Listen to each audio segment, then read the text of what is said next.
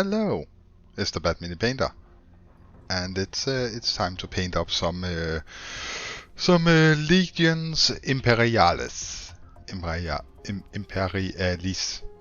Kratos heavy tank squadron.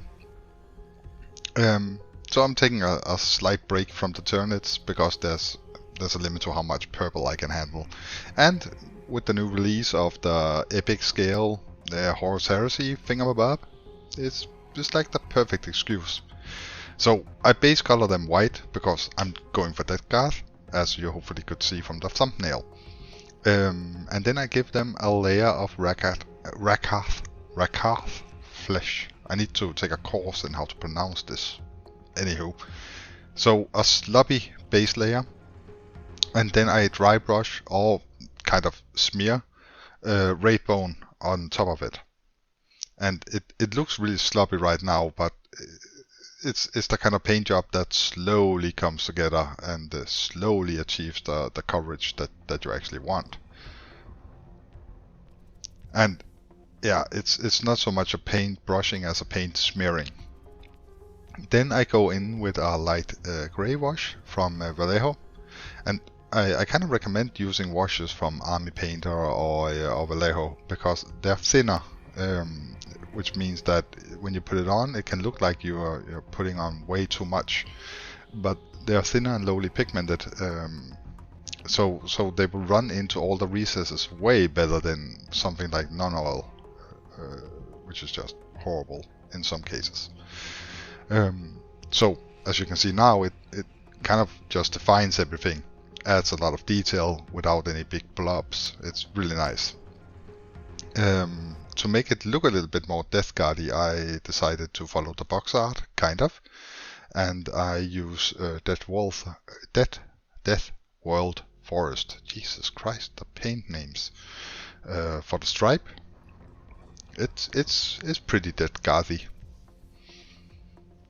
And looking at it, I felt like it was kind of boring, so I decided to add a very unnecessary highlight of Death Guard green.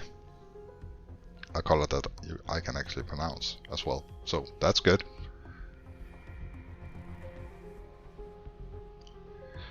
Then it's time for all the metal parts, and this was by far the most time-consuming part. So I use trash metal, but it's basically a little bit brighter than Lead Belcher, and it has way better coverage than Iron Hands from Citadel, but those would be the alternatives, I guess. And yeah, basically just put it on all the metal parts. You know how it goes. I kind of follow the box art.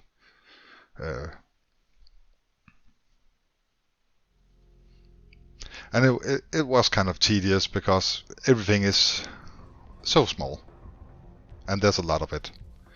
Then to break up the metal, I decided to go in with to break up the metal. I decided to go in with the bright bronze, also from Vallejo. Also from Vallejo. The other one was from Scale 75. Doesn't matter. Anywho, it's kind of thick, so using it on a wet palette is recommendable, especially for models of this size where you so easily can totally clog up all the details, and that's not what we want. Then to add some more color, I decided to do all the wires for the side guns in Abaddon black from Citadel. And it's kind of a glossy black, and I thought that was good for like hoses and wires and stuff like that. And these models, I absolutely love them, but it's time to break out the smallest pencil brush that you have. Black brush from the Army Painter. Just like the Vallejo one, it's kind of thin.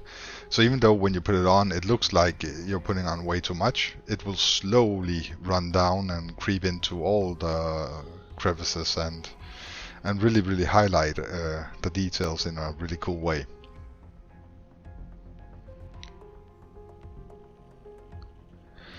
And after this part, you're basically done. they're easy and quick to paint. It's lovely. I decided to use some pigments, carbon black, simply to add a little bit more interest and to dirty it up a bit.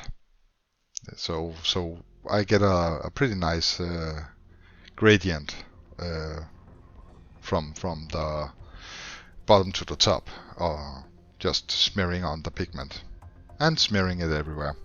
It's good for the lungs, you know.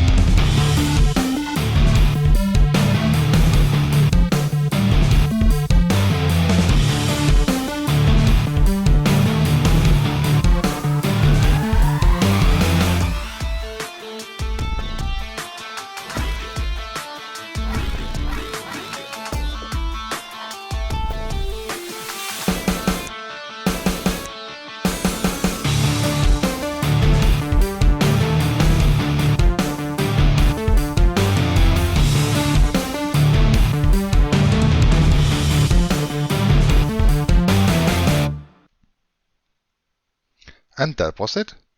So, if you made it this far, I hope you enjoyed the video. I'm going to be doing a little more of the Legion Imperialis models, and then I will be turning to Tyranids because I have a huge backlog.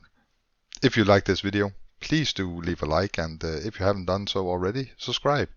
If you didn't like the video, please leave a dislike. That helps me just as much, and it hides my content from your feed. So, absolutely brilliant. Hope you have an awesome weekend. Thank you for watching. Bye.